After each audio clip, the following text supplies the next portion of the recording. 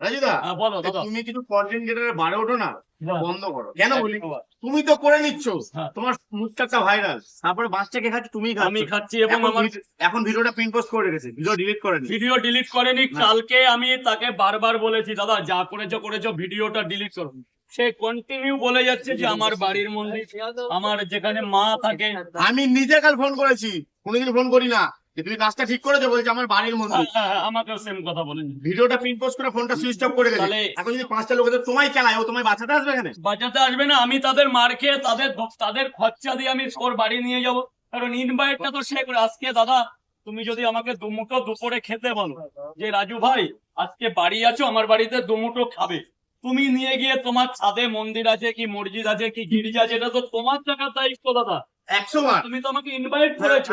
আজকে যদি দেখো, আমার মসজিদ হোক, মন্দির হোক, যাই হোক, একটা পবিত্র স্থান, 100 বার। সেখানে কিন্তু তুমি কোথায় কোথায় খাচ্ছ বোঝা যাচ্ছে না না। না না, ভিডিও বোঝা যাচ্ছে, তুমি মন্দির দেখা যাচ্ছে, এবার তুমি মন্দিরে বলছো সুস্থ। দুই জায়গাতে আমরা ভাবাচ্ছিলাম সবকিছু করতে পারি। সে খাবার দিয়ে আমারে বললাম আমি মন্দির আছে, বলছে বাড়ির মন্দির, এখানে আমার মা থাকে, এই যে মন্দিরের পাশে ধোয়া তোমার মোছা- মদ খাওয়ার ভিডিও ছেড়েছে ও, তুমি মদ খেয়ে কথা বলতে পারছো না ছেড়েছে ও, তুমি বাম্বু চিকেন তোমার চোথাচ্ছে ও, এখানে মাংস চোথাচ্ছে ও, তুমি ওই ছেলেটাকে খাচ্ছ না, তোমার পয়সা নেয়, না, তোমার মেশিন নিয়েছে, তোমার প্যারেন্টস গুলো সেটেনের টোল খেয়েছো, সেইটাও করেছে ও। ওটা আমার পয়সা দিয়ে কেনা দাদা। এই দিন আসবে না, ভাবি 500 থাকে।